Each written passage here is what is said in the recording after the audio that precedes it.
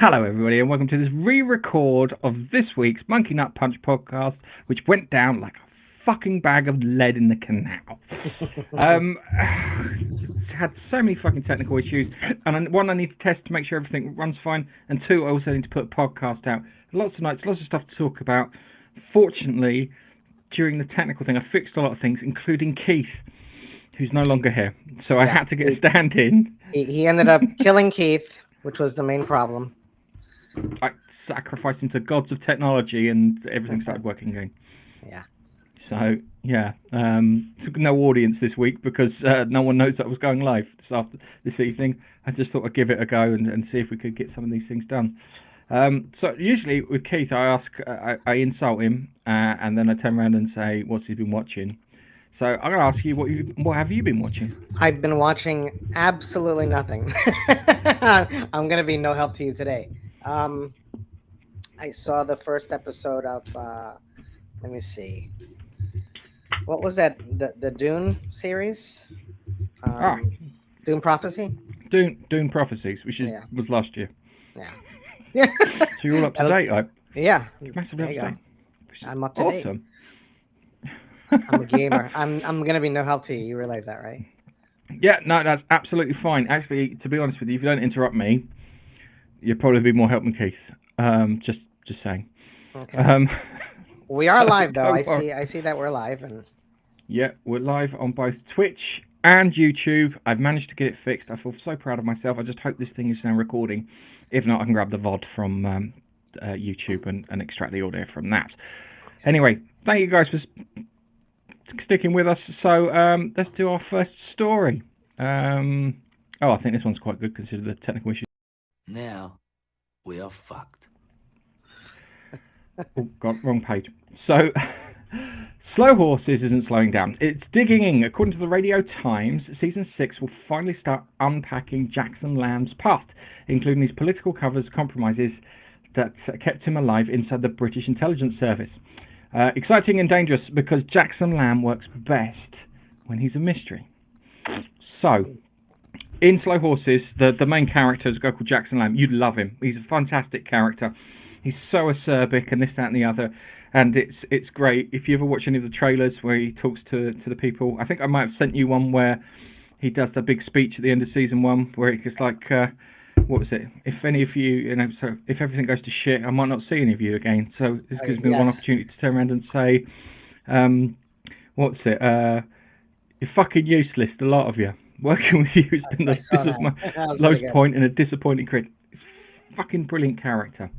The problem is he's done stuff, and in the story that he's perceived kind of like as a legend inside MI6 and MI5 because of all this stuff he'd done during the Cold War. And in season 5, they alluded to him being tortured by the KGB or Stasi or whatever it was. And he said a story about some guy that he was running, because he refers to his people as Joes, yeah. So he refers this story about how he was tortured, his feet were burned, and they took the person he loved and they killed her in front of him to try and get him to talk, but he didn't know anything. It also explains why there's another character called River Song, and he's River Cartwright, and his father is known as the Bastard inside MI5 and MI6, and I think that he was his handler at the time, so I think he may have been responsible for all the shit that he'd gone through. Oh. That's really odd, because I've got a fucking word in edgeways there. Usually Keith interrupts. I know. He's usually screaming or ranting on about something. Yeah, it's usually something terrible. So you need somebody useless for like me.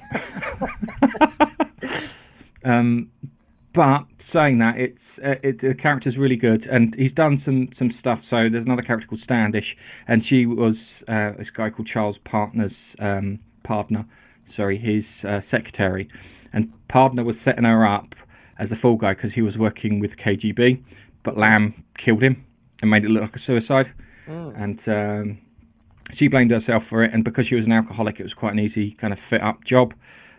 So he's got this weird relationship with her where he's really fucking rude to her because he saved her, and she keeps going on about the guy who pretty much would have fucked her over. So it always pissed him off, and he, at the end of, I think, season 3, he turned around and he had a go at her in some petrol station somewhere, which was good. But the Slow Horses are an interesting bunch because they are fucking useless, in his words. There's some. It's funny because they can outdo MI5 in certain MI5 and the regulars in certain places. Yes. But it's quite amusing. Sounds like a really interesting show. It is. It's on Apple TV. It's gone for 6 seasons, and 6 seasons actually, is a good run. Yeah, 6 seasons, but they're British seasons, so 6 episodes, so it's 36 episodes to watch. Okay. I do recommend you watch it. It's so funny. There's one in the previous season that 2 guys were sent to stop this political candidate from being assassinated, and they got him killed. It was funny because they got him killed with a paint can that fell off a scaffolding because they jogged a load of stuff in like a weird Rube Goldberg thing, and then wow, kills the guy and then sprays him in pink paint at the same time too. It was really quite funny. It was one it's of a those good way to go. Yeah, it was like kind of, we're supposed to here to save him, and we killed him.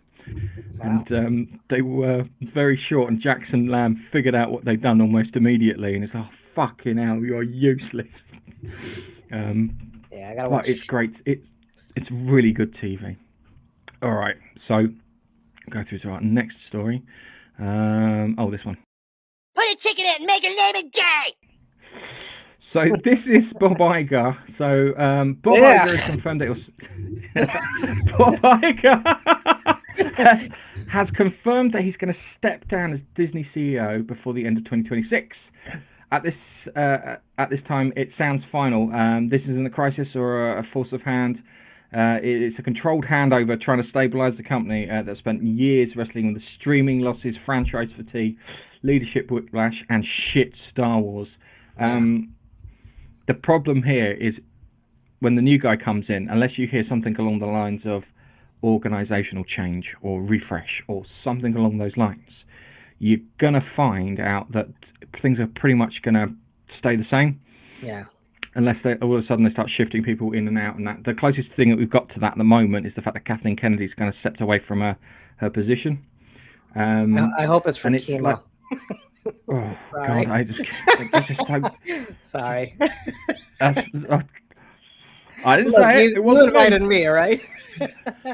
Sorry. Yeah, okay. I invited you. Of course, I'm sure I hope she does well, sure. I hope she does well too, but I hope she just retires and fucks off. Mm-hmm. Just go somewhere. Don't touch anything. No. Don't start a restaurant. Don't start a cafe. Just no. Don't get involved with anything. Leave it all alone. You're gonna ruin it. Yeah. I'm trying to think of something that she hasn't ruined, but I'm struggling. Everything she had in the Lucas portfolio. Oh, that's all. Pretty much trash. Yeah, it's dead. It's all gone. And the amount of money they probably lost because of some bad decisions here and there. And the worst thing is that some of the core ideas you could have worked with, and you could have worked well with. You know, Indiana Jones. If you'd have replaced Phoebe Waller-Bridge with Miranda Hart, who's a British comedian, she's like this. She's very physical. She falls over this, that, and the other. It would have been hilarious. It would have been a comedy, but everyone would have bloody watched it. Yeah. So yeah. Oh, quick one. How's my audio sounding? I don't know if I'm going to the right mic. On my end, you sound good. Oh, good. You sound good. Right, you don't sound canny or yeah. Just so when we did it last time, the audio was going in and out, but I don't know if that was part of the whole thing. But Bob Iger's fucking almost when I saw his face, I almost hit my soundboard, and I said, "Let me not, let me not blow you out of the water." I almost hit the applause key. Oh no! Look, hang on. Look, Bob Iger's leaving. Oh, hang on. So we have reactions here in this in a little thing here. So all right. Yeah, it's not whatever change is going to happen. It's going to take ages. It's going to take 5 years for us to notice any kind of real difference. Yeah. And then it depends who they've also put in place too, because whoever is there needs to make money. Full stop. Disney's not making money. I don't know They got some dumb things into their head, and they're expecting new audiences to show up and scaring off the old audiences, and it's just, it's stupid, very stupid. They didn't choose his replacement yet, right? I was going to save this for the end of the podcast, but it's me. Oh, well, I'm hold on. replacing. Thanks very much. Thank you very much. I'm replacing him. I'm stepping in those shoes, and just the trick with good management is hiring better management below you. Well, Star Wars is saved. No, it's not saved. I'm going to sell it to Apple. Oh my gosh! Sorry, I need the money. We're desperate. Okay, with that, I think we should move on to the next story, which is... Oh, crikey, if I've not set it up right. What should I have? Yeah. Oh no! What happened? Oh no! How terrible! That's just awful! How terrible! Oh no! That looks like a streamer that I know, right? Yeah. Harry Potter series finally has a release window, and it's not tomorrow. HBO is aiming for a release for 2026, end of 2026, start of 2027. It's looking like it's February 2027 at the moment, but that may change. And it's not a rushed reboot or a nostalgic cash grab. It's to renew the license so the copyright doesn't... It's so we can watch a long-term adaptations of the stories done properly. Whether the question is kind of for the modern TV fandom or something much more for the beloved fans is yet to be seen. So it should work, but as Keith says, we got Black Snape, which is the one fucking thing that kind of takes you out of it. Yeah, it's just like and putting Black Snape in there also puts like other connotations and stuff on the story. Mm-hmm. So where before you had the whole Muggles, Mudbloods, and all that sort of stuff in there, and the kind of the wizarding community from the purebloods kind of look down their noses at them, that takes on a whole new kind of racial angle that wasn't there before. Before you could put anyone in that kind of those terms, and they could feel ostracized or outcast or having some issues and bits with it. Yeah. But now it looks directly racial, and it's going to be fine up until you get to the Order of the Phoenix. Mm-hmm. I said to Keith on the recording that went nowhere, I really hope that the actor can pull it off, because if he does a good job, we'll forget it. Yeah. And it's only when we get to the bits towards the end it looks a bit iffy. Yeah. And I've got what I call the 4-episode rule. So whenever there's a new TV show, I give it 4 episodes. Because usually by the 4th episode, you can see if it's got potential, and then you carry on watching. But it's not. I don't think it's going to pan out like that for this. I'm worried that it's going to just turn into a thing, because they've got a lot of good casting in there. My biggest worry is probably John Lithgow's age. Yeah, he's got to play Dumbledore, and he's fucking ancient. Yeah, he's an old guy. Yeah. A good actor. Yeah, probably do the part well, but whether he's going to stay around, I think they should have.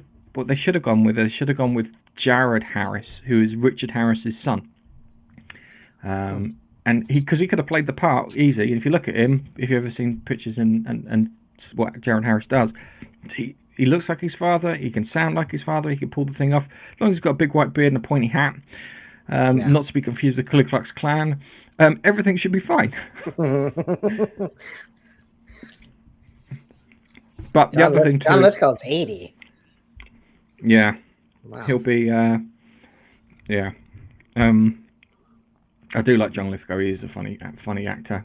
Yeah. But hopefully they won't do what they've done with all the streaming services and have these massive gaps, because I don't want to be watching 25-year-old Harry Potter at the end of Deathly Hallows because they've Stranger Thinged the whole thing and they've waited years to do it.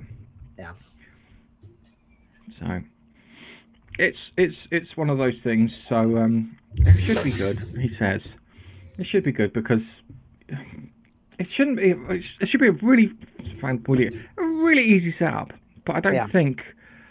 Then again, I don't trust Hollywood when it comes to these things. Trying to get them sorted and have all these bits done is worrying. And at the same time, too, Netflix bought Warner Brothers. Yeah. And we've all seen Netflix adaptations. Oh yeah, they're just great. Yeah. Well, maybe they'll follow the Netflix rule of just canceling it after one season when everybody's invested. Yep. Or season 2, or they fuck up season 2. Yeah. It's annoying. Yeah. But I'm trying to think. We were talking about series that made it past, 2 seasons, and one of the ones that I think was really underrated was Lost in Space. Lost in Space was good. Yeah. Altered Carbon. Yeah. Altered Carbon. The first season of Altered Carbon was great. The second season, not so much. They kind of balked the story a bit. But I would have liked to have watched the other ones, but as I said, they balked it, and it never happened. That's a shame. So Harry Potter, we will wait and make sure everything's good.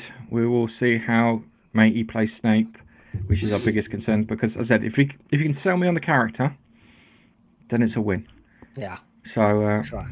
Let's go on to the next one. Tim Curry. I'm escaping to the one place that hasn't been corrupted by capitalism. Space! Fucking love that delivery. That's one. He's awesome. He is great. One of my favourite films that I ever watched him was one called Clue. Oh yeah, he was good in Clue. Yeah, he was very good in Clue. It was good. The best bit is when he's retelling the story. Yeah. He's running through it. It's absolutely fantastic. Anyway, let's get on with the story. And the story is Sydney Sweeney's not here to speak on politics. We've got the rude jokes that me and Keith were making. That statement alone has become a story. After months of online discourse backlash, she's drawing a clear boundary between being an actor and a public spokesperson. So the question is whether she's right or wrong. The question is whether modern celebrity culture can tolerate this fence sitting of sorts. There are two things I like about Sydney Sweeney. Yeah, and I'll leave it at that. I can pick two things.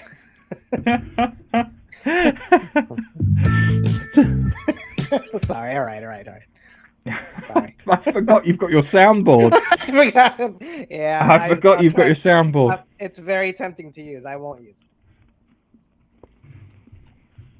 But it's strange how not being political is now political. Yeah. It's strange how the celebrities and film stars of like yesteryear would keep their fucking mouths shut pretty much constantly, and we were all fine with that.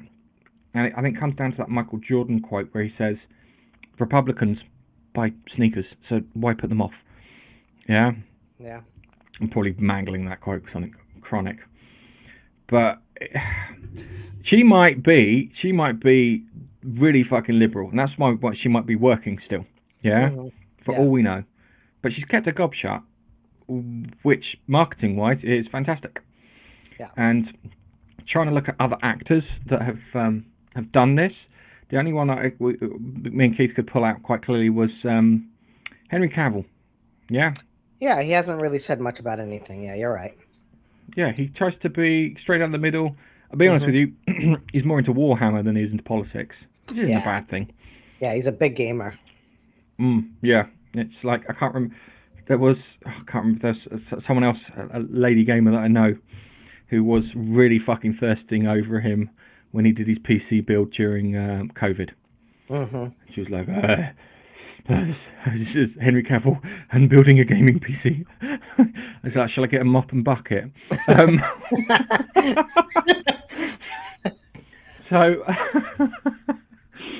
So yeah, it's odd when it comes to the whole Henry Cavill and that stuff. And I think that if you want to be political, that's fine, but understand that you're going to put people off either side. Yeah. So if you're too conservative, you put the Liberals off. If you're too liberal, you put the Conservatives off. The downside is if someone sits there and says they're not, and it puts another group off, that doesn't fucking work. Yeah. It's like, why are you getting pissed off? And it's madness to think that. Yeah. And it's like kind of my politics goes as follows: common sense and following the law. Yeah. That makes me massively conservative and right wing, apparently. Just to ask people to live in the rules that the society is laid out, and I have to follow. Right. But hey, it's one of those things. Yeah. Well, that's good. She hasn't shut off her mouth and buried herself with one side or the other. It just makes her more appealing to people, I think.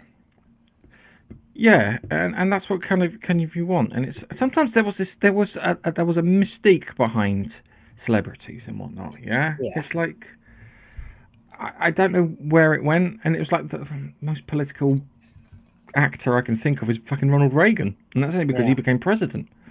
But that's because he wanted to. They're too accessible. Also, you can tweet a celebrity and it just shows up on their phone, which is weird. Try to send a letter to Clark Gable had to go through his people, and you never got anything back. But true. I guess maybe that's what it is: the accessibility of people these days. Yeah, it's that and shit takes and hot takes and stuff that they have when it comes to things, and it's like, God, Keith made me watch Starfleet Academy. Now here's the funny thing: on the one that we recorded but didn't record, it's literally me bitching about him making me watch Starfleet Academy for half of the thing, because it's garbage. I mean, real proper garbage, and it drove me fucking nuts. So I watched the first episode. I gave it a pass because I thought I wouldn't have to go back and watch the other ones. And Keith's like, no, if I'm watching it, you have to watch it. Your rule is 4 episodes, so. I've done 4 episodes. I can fucking leave it alone. Yeah, you can quit now. Yeah, but apparently he wants me to carry on because he thinks it makes good podcasting material. So, yay, podcasting material.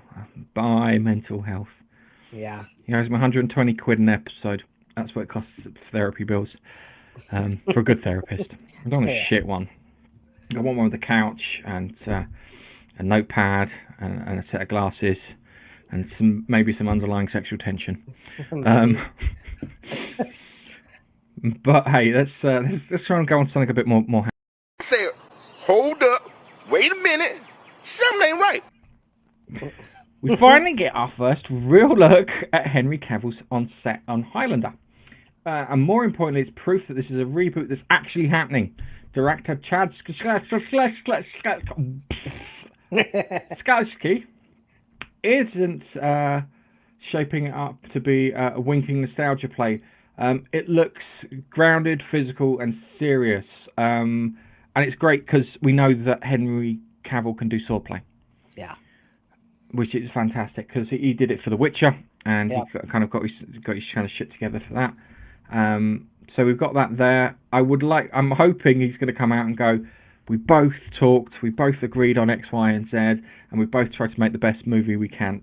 Regardless of whether it comes out that way, I don't want him to hear with, well, the director and the writers had their vision and I had my vision and they didn't meet up. Like he did with the fucking Witcher. Or fucking Superman, or anything that he gets involved in, because the poor sod should be a massive movie star, but he's not. Yeah. And if you watch the fucking actresses like fucking thirsting over him quietly when they don't think anyone's paying attention on YouTube, it's quite mad because he's sitting there talking, and he's like talking about. I think there's one where he's talking about the Warhammer again. He's talking about Blackstone forges for the what do you call them? Oh, the Necrons in Thingy, and the girls are still like this, making googly eyes at him as he's talking with another cast member being completely fucking nerdy, and they're still googling over, it's still fucking just ruling over him. But hey, if he's one of us. That's what I can describe him. He's a nerd. He's one of us. Yeah. So it should be it should be interesting. I think, if I remember correctly, if I go down this page here, I wonder if it's here. Problem with my thing is I like blocking every fucking pop-up. Yeah. So let's turn you off for a second, and let's refresh the page, and maybe, just maybe, except, will it show up with the image? Oh, hang on, it's thinking about it. There we go. So if sell down. Okay. So that's what he looks like there. Okay. Which That's cool. should be good. We've got Russell Crowe as his like mentor figure, the one that was played by Sean Connery in the original, which should be good. And Dave Bautista's playing the Kurgan. Oh, cool. Which I think works. Yeah. And him being older too, I think will make him a bit more, if he's come across as like kind of an older kind of warlord sort of character. Yeah. Which I think I'm hoping is going to work. I'm looking forward to it. I don't know when it's out. Maybe the end of the year, beginning of next. Kurgan was a Fingers great crossed. character. He was just so sadistic in the first movie. Oh, Clancy fucking Brown was great as that. Yeah, he really did a really rocked good job. I love the fact they had that neck slice and he pinned it together. Yeah. With safety pins. That was great. That was good. That was really good. As long as I don't go down the Highlander 2 route, that was fucking dreadful. Did you ever watch Highlander 2? I did. I didn't like it. It was... Yeah. Highlander 3 made sense, though. I don't really remember Highlander 3. I don't know if I ever watched Highlander 3. I think I gave up after 2. Yeah, well, I'd never watched... I watched 1 and 3, and then went back and watched 2, and went, fuck, I watched it in the order I did. Yeah. It's like The Exorcist. It was the good ones were 1 and 3. Exorcist 2 was horrific. I can't... I've only seen the first one. You don't watch the second one. You'll hate yourself. Just go right to 3. Okay.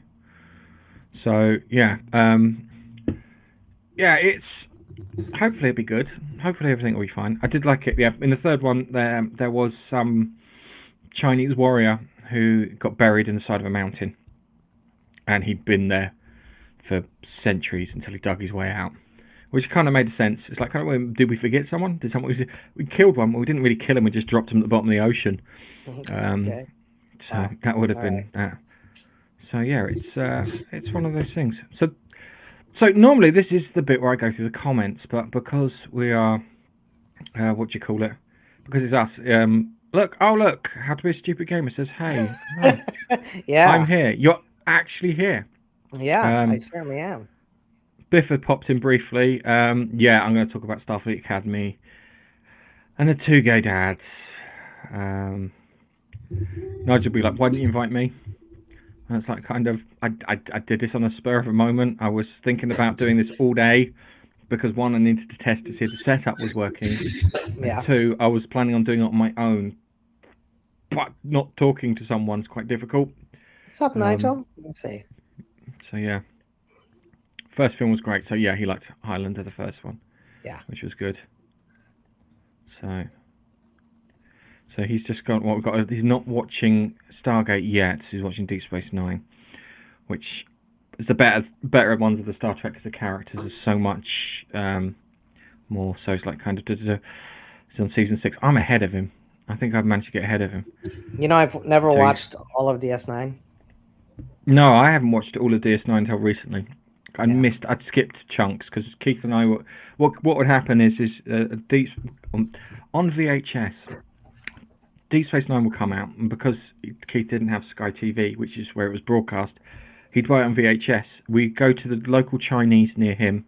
We get Chinese, go to the pub, get drunk. Sorry, get to the pub, get drunk, go back, get Chinese, and then watch Deep Space Nine, which was fun. And we did it for years, and we got through like kind of seasons, I think 4 and halfway through 6, and then I got a girlfriend. Just so plastered, and then the girl, yeah, that's what happened. Yeah. I was getting laid, so it was like kind of, dude, unless you can offer me sex, and I don't want you to offer me sex, I ain't doing it. Nah. Priorities, sir. Priorities. Oh hell yeah, definitely. But it was a good time. Yeah. So Star Trek. I mean, Dax got married. Oh, Enjoy it while it lasts, Nige. Enjoy it while it lasts. Spoiler Oh, warning. don't ruin it. You're gonna ruin it. I gotta watch it too. Don't ruin it. Oh, okay. It is like over almost 20 years, 25 years old now. I know, yeah, it's my fault for not watching that. It's old enough to drink. It's like kind of... Does Jesus get caught? Oh, everyone knows that story. So we've got a trailer for a TV series I really like. It's called Paradise. Mm-hmm. And the second season of it. And I don't know if you know anything about the TV show where it's starts off and you think everything's normal but something's a bit off, and then it turns into something else because the president gets murdered, or the former president gets murdered. The guy in charge of his safety starts running home, and then you start seeing weird things like kind of sunset will be delayed by an hour, and someone winding up robotic ducks, and then you find out that they're in the side of a mountain. So they've got a false kind of city that's built in the side of a mountain, and we've got the new season of it coming up. But the whole thing was staged around what caused them to go inside the mountain and who killed the president, and then all the other bits that kind of linked into that and what people's backstories are and what brought them to there. And it was done really well. And it's you always talk about these TV shows that are mystery boxes, yeah? Mm-hmm. But the trick is to put something in the fucking box and then hint at it. And then if you've done a good job, you should be able to guess it. Yeah? You might guess it just at the last moment, but you'll guess it, and then you get that reward of, I was right. Yeah. It's not... Sometimes it's a surprise, yeah? And if they do it right, you'll go back and look at it and go, oh, yeah, I missed all of these bits. And this show did that perfectly.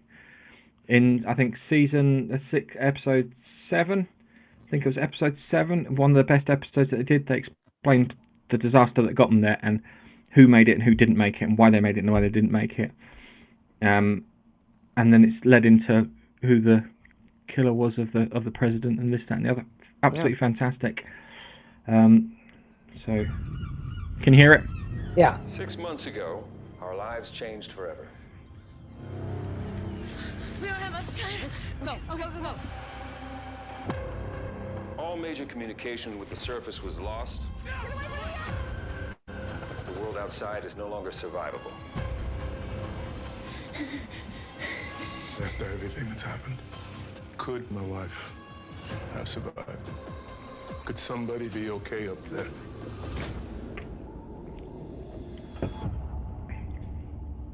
This is Terry Rogers Collins. I'm looking for my husband, Xavier. I'm coming, baby.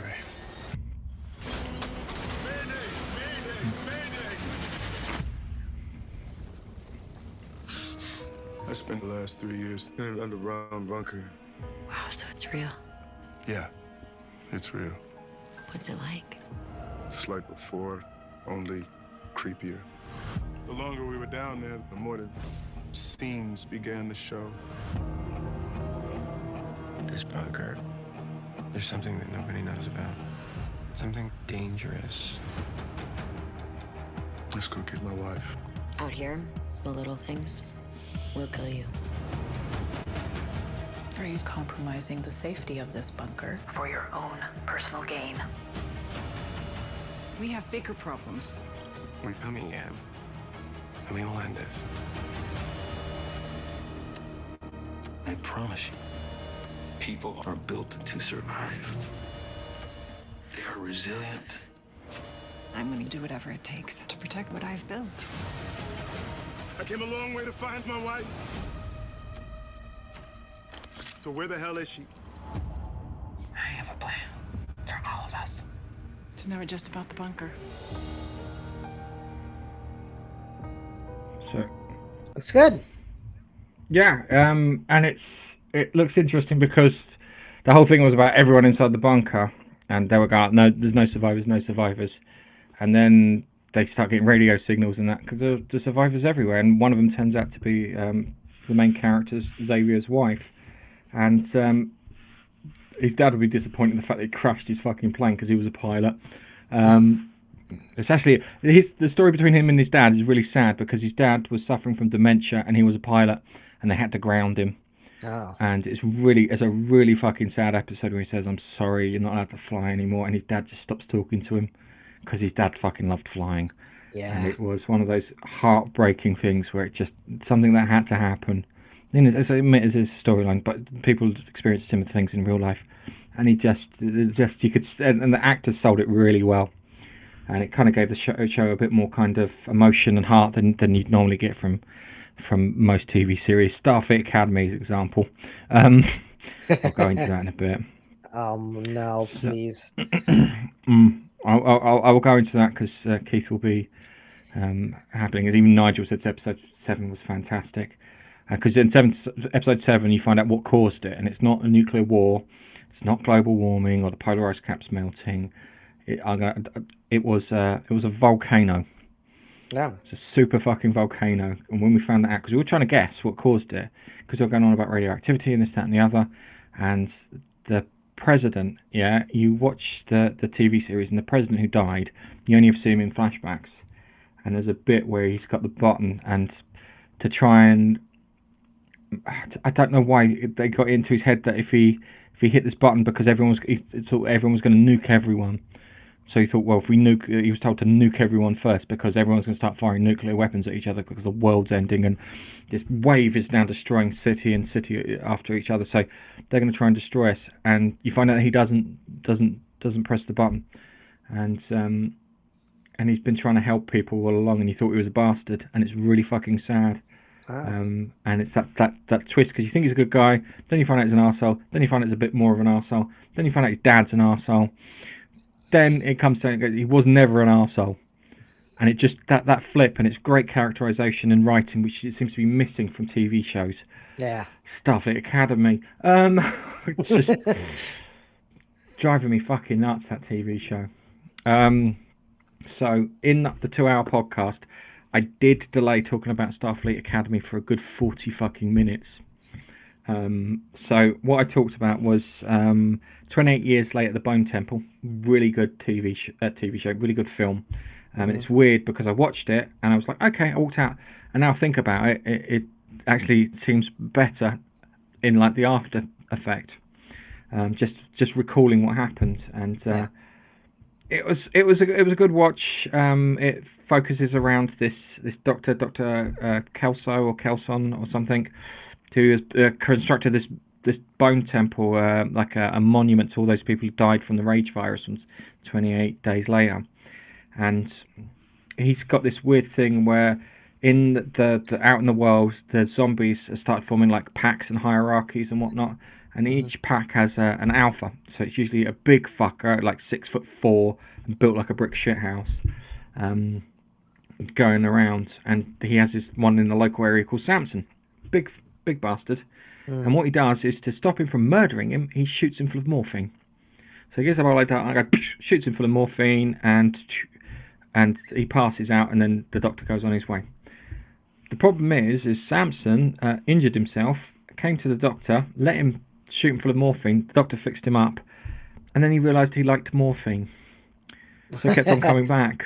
So the doctor kept on shooting him. Yeah, well, he got it. It seemed to calm him down and quell the kind of the rage part of the virus. And the doctor's like, he's like shooting him, and he does it a couple of times, and then he approaches him and he gives him the morphine, and the doctor goes, "Fuck it, I'll join you." Takes a massive dose of morphine, and the two of them are laying off their tits looking up at the sky. And then the doctor wakes up and finds out that Samson hasn't ripped him limb from limb. He's gone and just left him because he likes the morphine. And he's now, doctor's got in his head, he thinks he can figure out how to cure them, because he didn't kill me. Something worked. Yeah. But while that's happening, you have this roving pack of Jimmy Saviles. You know who Jimmy Savile is, don't you? No, who's Jimmy Savile? Jimmy Savile is the BBC's dirtiest fucking secret. He is a notorious paedophile and necrophiliac. And he worked for the BBC for fucking years, and they let him get away with God knows what. Yeah, he was the most disgusting individual. But because 28 Days Later happened, no one ever found this out in the 28 Days Later universe. And you've got this group of psychotics. You know, you have in the apocalypse, you always have the raiders, Yeah. These raiders have modelled themselves after Jimmy Savile, and their leader, Jimmy, I'm going to call him Jimmy Prime.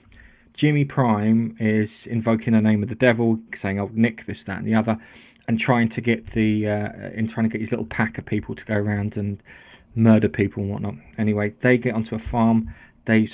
Starts off they've managed to get the boy from the first film, whose mother died with the help of because she was suffering from cancer, couldn't do anything about it, but with the help of the doctor, who's the one at the Bone Temple. Yeah. Anyway, he's been caught by them. They've given him initiation. They've gone to kill him, but because the big fella's really underestimated him, the kid's gone to stab the bastard in the leg, and he hit an artery. So he just pisses out blood everywhere, and he dies. So because there's an open spot, the kid gets his place because he, killed someone. Yeah. So he's made it kind of like worth it and whatnot. He then He then goes and joins the roving pack of Jimmies, who then go across the countryside murdering people. So they break into this farmhouse while the doctor's getting high with the fucking gigantic infected fella. And they take him out to the barn and they skin one alive. And it is really gruesome. Wow. Yeah, it's really, really gruesome. And while that's happening, Jimmy sends out one of his people to scout for the next location.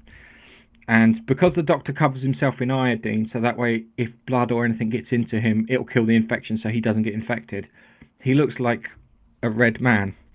And where this scout goes out and looks, they see this red man dancing around in a bone temple with one of the biggest fucking infected lying down off their tits, but they don't know that. Yeah. So he goes back to Jimmy and says, "We found old Nick." And because Jimmy Prime has been bullshitting them about this, he's like, yeah, right, you found old Nick. Let's go and see it. So they go down to the bone temple and he's looking through the binoculars and he sees him and it looks fucking genuine. So he goes down there and he says to him, he goes, "I'm in a bit of a bind. One, I fucking love what you've done with the place, and it's just this bone temple's stacks of skulls, this, that, the other." Yeah. He goes, "But my people think that you're the devil, and I'm going to need your help. Otherwise, I'm going to kill you." And he's like, "Okay, all right, I'll cooperate." And he goes, "Right, I'll set up like a big show and something." And he goes, "Right, you need to tell them to obey me and follow my lead and all this stuff, yeah." So it comes up tonight and he goes, I'll put something on. So he gets them into the temple and he's got like a ring of fire of petrol and he sets it on fire. He puts them on in this ring of fire. Starts playing Iron Maiden, Number of the Beast. Of course. Yeah, of course. He's dressed up in like kind of like full gear with like he's got this like flaming pole thing, which is like doing like ash and smoke and whatnot, and he's blowing some stuff in their faces so they can't see him, and they're also a little bit high. So he does that, and the Jimmy's like kind of, "Oh my god, he is the devil," blah blah blah, and Jimmy says, "So what are the orders in that?" So he tells him what he wants to hear. And then they got that mask, so they take the masks off, and he sees the boy, and he turns around. After he sees the boy, he kind of sees Ralph Fiennes, who plays the Doctor character. His head kind of leans off to one side, and he says, "I've got one more thing." And he goes, "What's that?" He goes, "I need a sacrifice." He goes, "What?" He goes, "Yeah, the story of Jesus Christ, he was crucified to take his place amongst God and that." He goes, I need to sacrifice too." And because he's got an upside down cross next to his pile of skulls, he turns and goes, "Jimmy, I need you to join me with my right hand," because he's an arsehole and the guy needs to die. And he then like kind of no. He gets into an argument with him, stabs him. He then stabs him back. The kids then start stabbing each other. Two of them get away, which is the boy from the first one and the scout. Yeah, and they're like lying there, and the scout, the one who found him, who's with the boy, turns and goes, "Why did you do it?" He goes, "I know this kid. He's suffered enough. I couldn't see him suffer anymore, and I just had to do something." And he was like, "Okay." And the scout turns and goes, "I'll do one last thing for you, because you're not going to make it to morning." And anyway, they walk away, and as they're walking away, she's got the Jimmy Prime, crucified upside down on the cross behind him. And he starts hallucinating because his blood's rushing to his head and he's bleeding and this, that, and the other. And while all that is happening, the doctor before all that happens, the doctor figures out that the rage virus, can be treated in two parts. The morphine slows down the physical reaction, but there's a psychological element to it. So the rage victims are seeing monsters and bits, so they attack said monsters and bits. So he gives Samson an antipsychotic and the morphine, and that causes him to become normal. Not immediately, and it's annoying because he does it before Jimmy turns up, because part of you is like kind of, he can fight Jimmy and kill all the guys and it's not a problem, but because he'll protect him because he's getting his morphine from him. Yeah. But he figures that out, and he does it because he's talking to the Samson infected person. This is before the Jimmys, and says to him, look, I've only got enough morphine for 2 weeks if we carry on this way. And he goes, but I can offer you a way out, but I need you to say that it's okay that I do this. He goes, so can you say anything? And they're off their tits, and he's looking up at the moon, and he just goes, moon, like that. And the doctor goes, oh my God. So jabs him with the antipsychotic and thingy and lets him go on his way. And as he's going back, he's returning to this train carriage, and he's having flashbacks of when he was a child getting the train up to Edinburgh. So he gets to the train thing, and he sits down in the train thing, and he's just like in a trance. And then all of a sudden, he just turns around and goes, I'm sorry, I haven't got a ticket. Yeah, and as he does that, it cuts, and the train is full of infected people. And because he's no longer infected, they attack him. Yeah. And it's great, because you're like, oh my God, that's so fucking unfair. He just got to return to normal, and then all of a sudden, boom. Wow. But it turns out he didn't get his clock wiped. So when Jimmy's standing, is hanging upside down in the reverse crucifixion position, Samson character comes out and picks the doctor up and carries the doctor, so he can go and bury him safely, along with like kind of the others. So he managed to survive. So there's someone who's not infected. And then it cuts to the end with Cillian Murphy and his daughter. And they're chatting away, and he's talking about a history test and whatnot. And then she turns around and goes, I can hear something. And he went, yes, so can I. So he grabs his gun, goes to the window, and he can see two people. And it's the scout and the boy from the first film running across the field being chased by a pack of infected. And that's where the next film comes across. Wow. So, ironically, it was a good film. It was directed by Nia DaCosta, who did The Marvels. And I'm going to sit there and blame fucking Disney, because she directed a good film there, which I find maddening, considering that Marvels was shit. Yeah, I heard it Marvels really was terrible. I tried watching it. It's like fucking Solo. I couldn't watch Solo either. I thought that was garbage. And it's like, people like, no, it's fine. It's like, no, it's not, man. It really isn't. I sat through Solo. It wasn't fine. It was. I think it was the bit where they smashed the windows to kill the crime boss. I went, it looks like a fucking episode of Stargate SG-1. Actually, yeah. I'd rather watch an episode of Stargate SG-1 now and think about it. Yeah. When it comes to that. But yeah, 28 years later, Bone Temple, I think it's finished its cinema run now. But it is worth a watch, and I'm sure the next film will be good when it comes out towards the end of the year. Cool.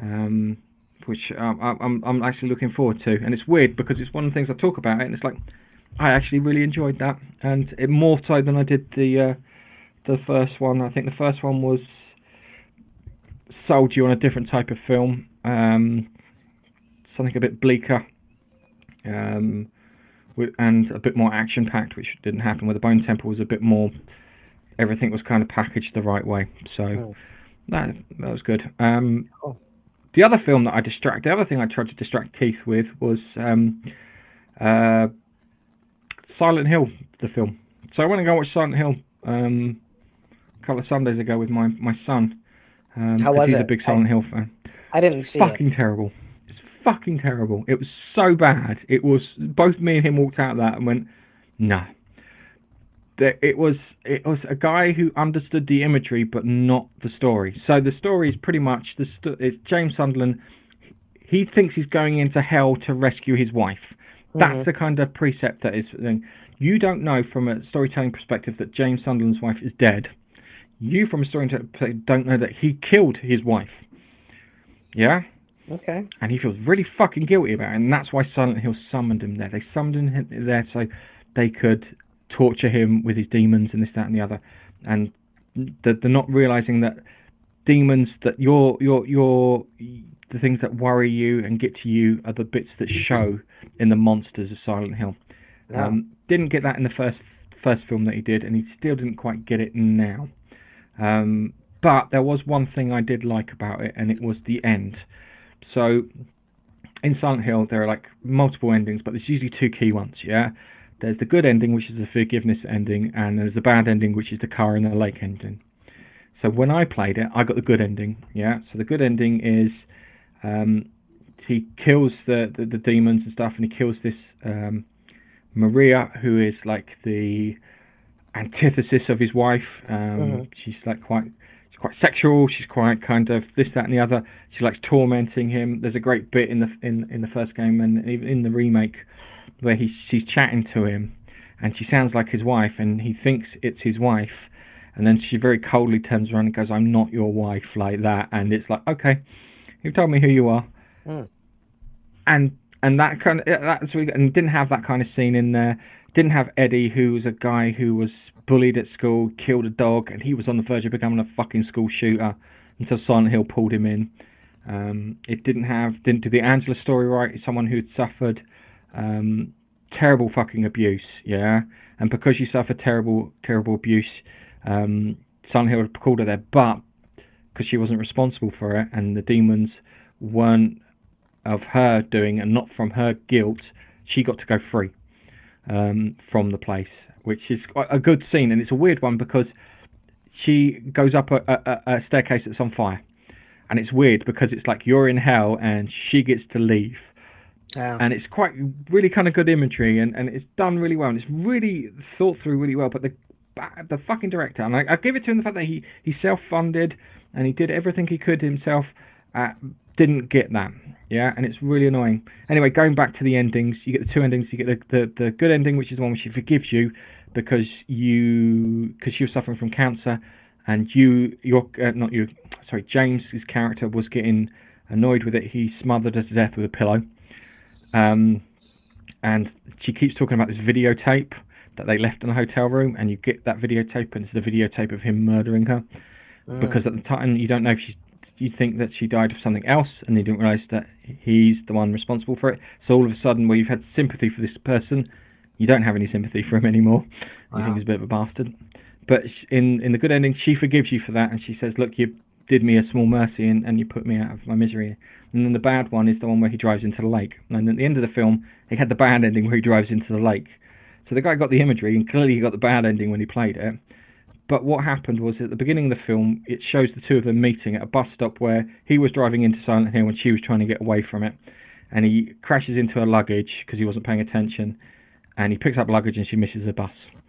And it goes back to that beginning bit, and he crashes into her luggage. She misses her bus, and he turns around and goes, "You know what? I'll drive you into the city." And it kind of changes it around, so he gets a happier ending. I like that. It's not Silent Hill's not. It will make it's not like a jump scary game. It's something that gets under your skin. And I'm not joking. I finished that second game. I was fucking depressed. Yeah, it was like it's when you sit there and you finish a game, you're like, yes, I beat the bad guy. Blah blah blah blah. I hope I didn't get Fox die, whatever it is. Yeah, but in Silent Hill, it's like, oh my god, I need a hug. Yeah, it's depressing. One of those depressing games. But it does do what art should do. It does move you, and it does give you an emotional response to stuff. Yeah. Not necessarily the one you wanted. What about the hot nurses? Where are the hot nurses? Oh, so the hot nurses, because Silent Hill is it's a psychosexual element. Yeah. Because James wasn't getting any. He was looking at the nurses, thinking that they're quite sexy. That's why you got the sexy nurses. Yeah. That's where that comes from. That comes from his kind of inner psyche. I like the hot nurses. Yeah, it was clever and very thought through, and I miss that kind of artistry in things because that's kind of missing. But no, Silent Hill was terrible. And then to delay talking about Starfleet Academy, went on to Fallout, which I'll leave for me and Keith to talk about, and I'll actually talk about Starfleet Academy. And I'll be honest with you, the depressing end of Silent Hill was more me than this. So in this episode, you've got Jaden, the gay Klingon. Oh my gosh! I don't know anything about this show. I refuse to watch it. But don't unless you're going to spend £120 each week for the next 6 weeks. I recommend not watching it. Yeah, my friend said it was an endurance test just to sit through it.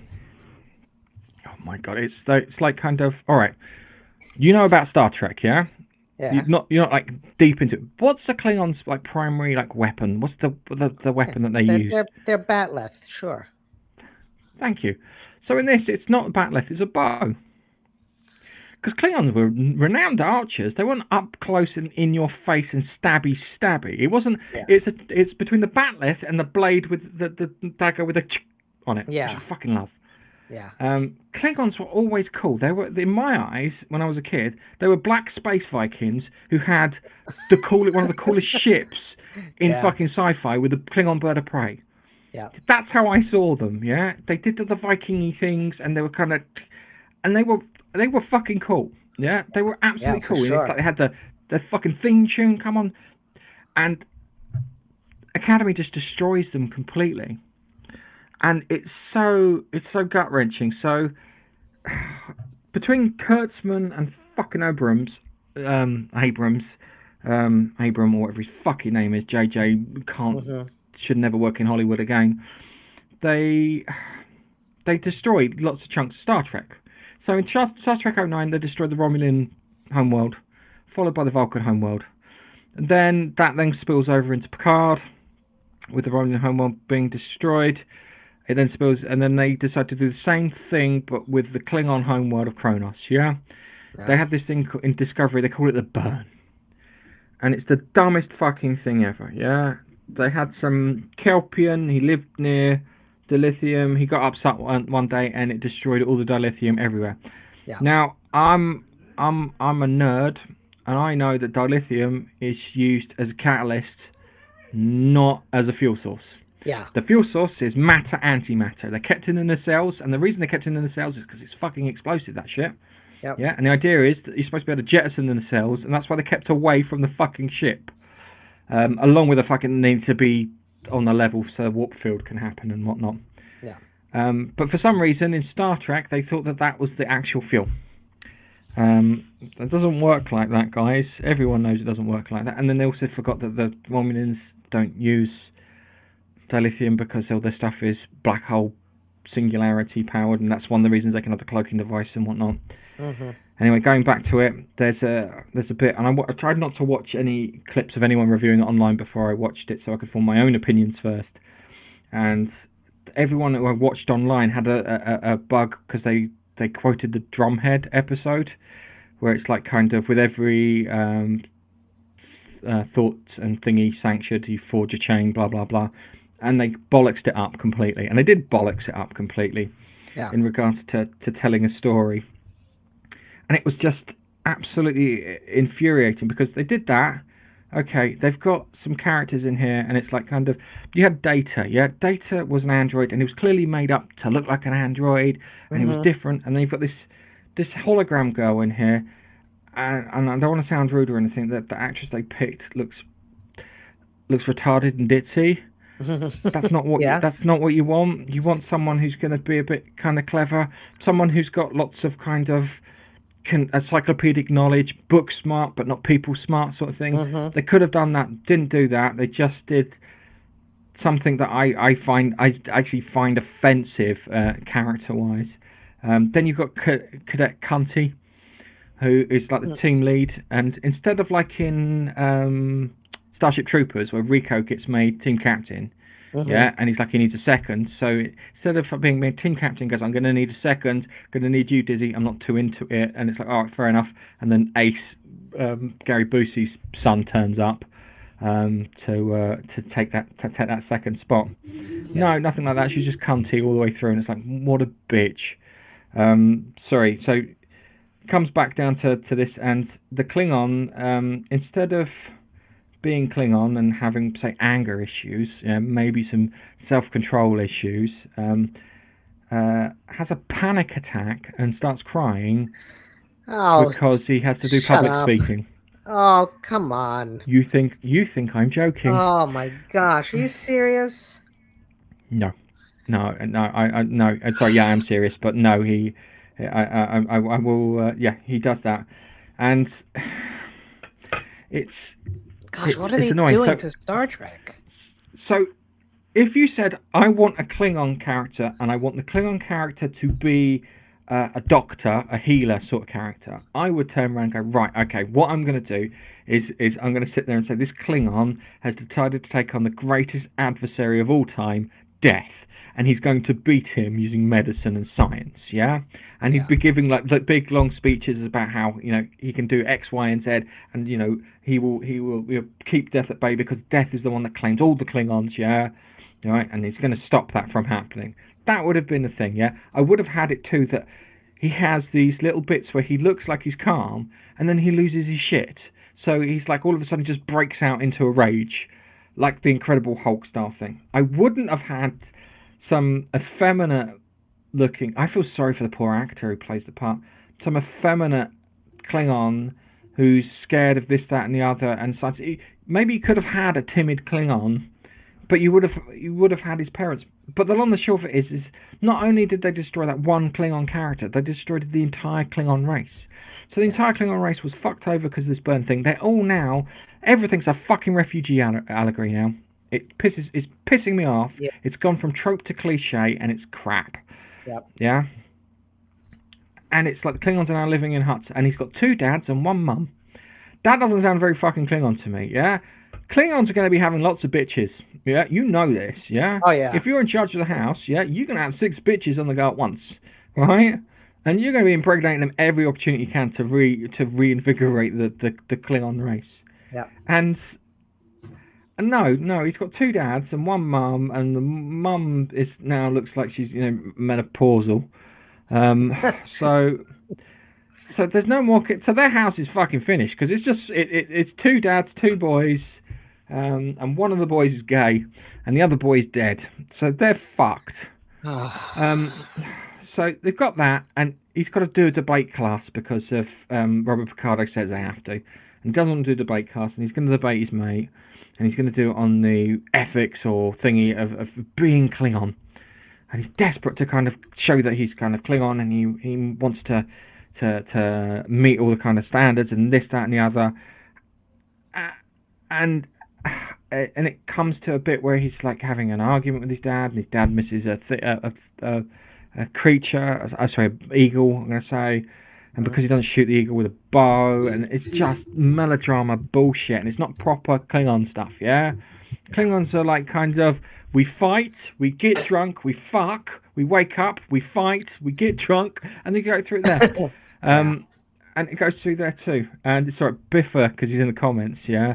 He's like kind of, he says, I'm sick of Holly Hunter's bare feet. It's like they've got a foot fetish. I think Holly Hunter's had a stroke. Because she looks like she's got Bell's palsy on one side of her face. No, this is like a genuine concern, yeah? Because she looks like she's got... If you look, she's like... when you have if your gum done in so you can get filling. She's like that, constantly filling. And I'm surprised she's not like mopping away the dribble from the corner of her mouth.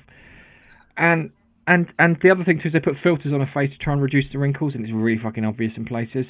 Other places, I think the makeup artists who've done a really good job making her not as wrinkly.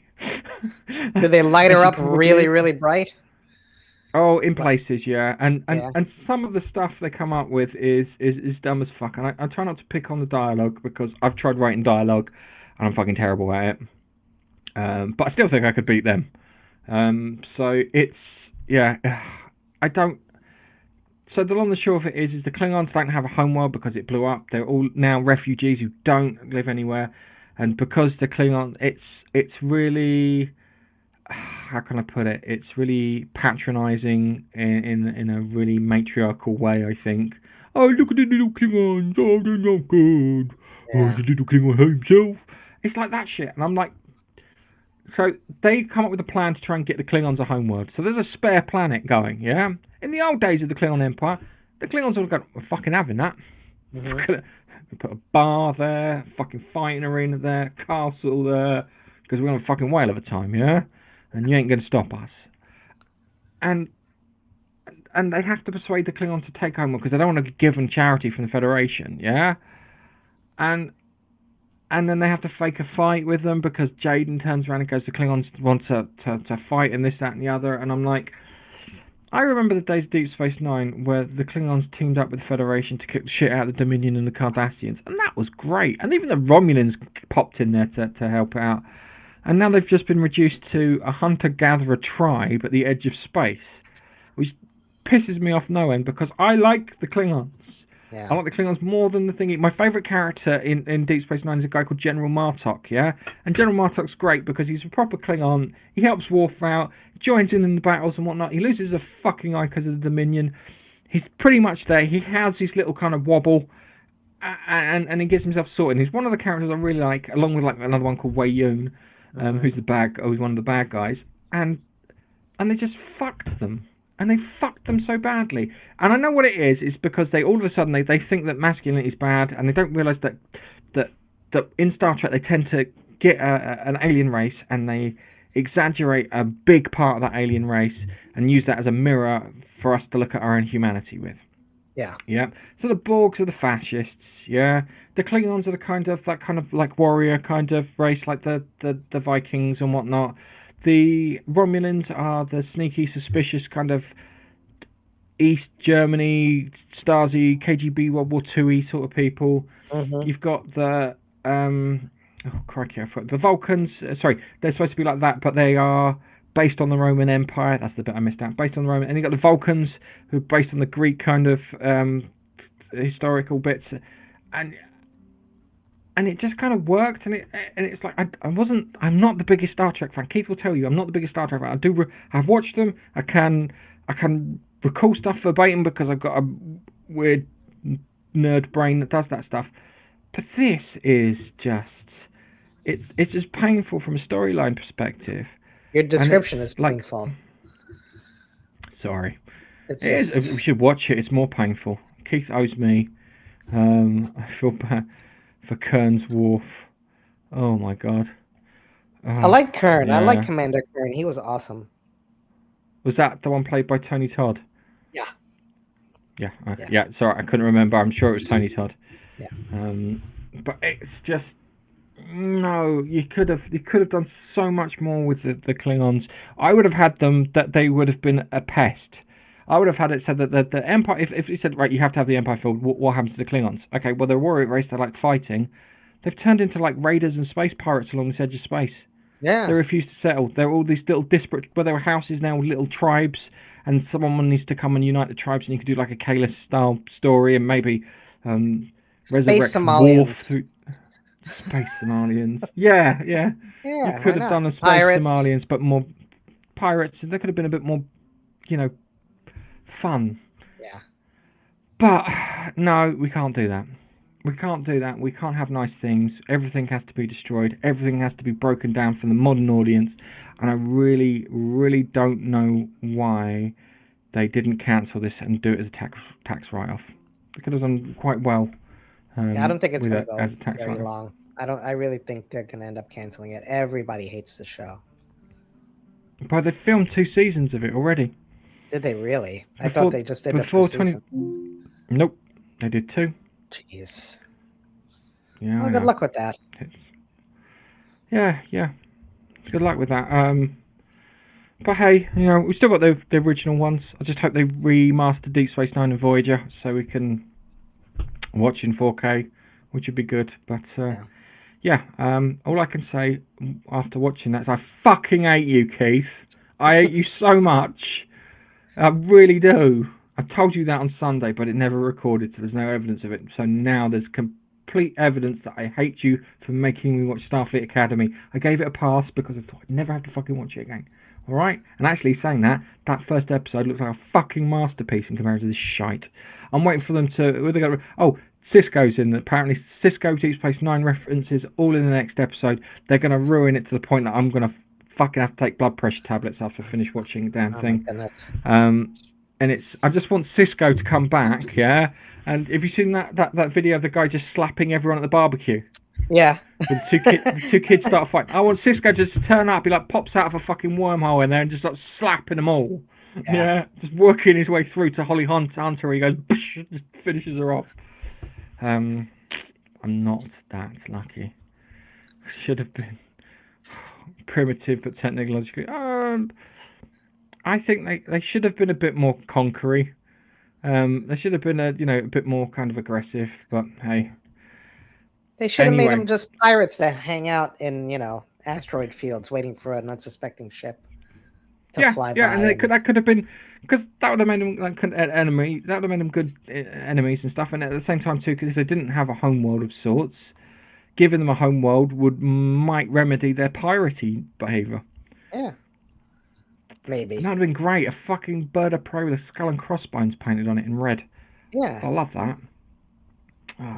8-year-old me sort of crying. What did they do? And I sent Keith the gif of what's his mush from The Godfather. Who's that old fella from The Godfather? Not Orson Welles. Marlon Brando. Marlon Brando goes, look what they did to my boy. And that's what I sent him after I watched that. I actually struggled to watch it. I got 40 minutes in. Sorry, not 40 minutes. I got 30 minutes in, and I had to stop. Wow. You see, like my friend, he said you have to take breaks. Oh, dude, it's yeah. He said it was like watching a surgery. It's only so much you can take before you got to walk away. And I'll be honest with you, I'm probably more comfortable watching surgery. I was having this conversation with my sister at the weekend. Not my sister, my soon-to-be sister-in-law, when there was a TV show on ITV when I was a kid called Jimmy's. And what Jimmy's would do, it'd go around a hospital, and every so often they'd show you actual operations. So the two that stuck out in my head the most, was open heart surgery. Mm-hmm. And they showed the open heart surgery, and it wasn't the open heart surgery, it was the bit where they cracked the ribs open to open the chest cavity up. Yeah, that crunching. I don't know. I couldn't hear the crunching, but I just like it was more snappy because they had like bloody secateurs to snip away at the thingy. And then the other one was when they had to do they had to cut into the back of someone's skull. So what they did is they put incisions behind the ears, they went back along the hairline, and then pulled the flesh up over the top. Yeah. Which was grim as fuck. But that's an embalmer's move when they're doing that stuff. But I'll be honest with you, I think I'd rather watch that. Because they were narrating over the top, they were telling the details of exactly what they were doing with this craniotomy, and they were trying to relieve some pressure and whatnot in the brain. But yeah. So Keith's not here, so I can't abuse him for making me watch this pile of shite. I had to watch Wrath of Khan after to remind me what Star Trek actually looked like. Yeah. But yeah, it's one of those things. He's going to die. I'm sorry you had to go through that. I swear to God, if he was in the UK, I would have driven over to his house and you would have seen iPhone footage of me just walking into his house and just bitch slapping his ass. I mean, like a proper slap across the face. And it would have been, I slapped him and then just fucked off. Just to try and get this thing working. But yeah, Keith, I hate you. I hate you so much. And with that, it's time to call it a day. Thank you very much for joining me for this, Angel. I really appreciate you stepping in. No worries. I was absolutely no help. It's good. No, that's fine. It's absolutely fine. It was kind of a recap. I do need to put a podcast out of sorts, and I apologise to everyone for not putting it out. But we recorded it was a really good, entertaining 2 hours, which no one will ever see. The greatest podcast in the world. Never happened. Yeah. And on that note, I'm going to say goodbye. So, thank you very much for listening. Thank you very much for watching, and we will catch you everyone next week. Bye-bye.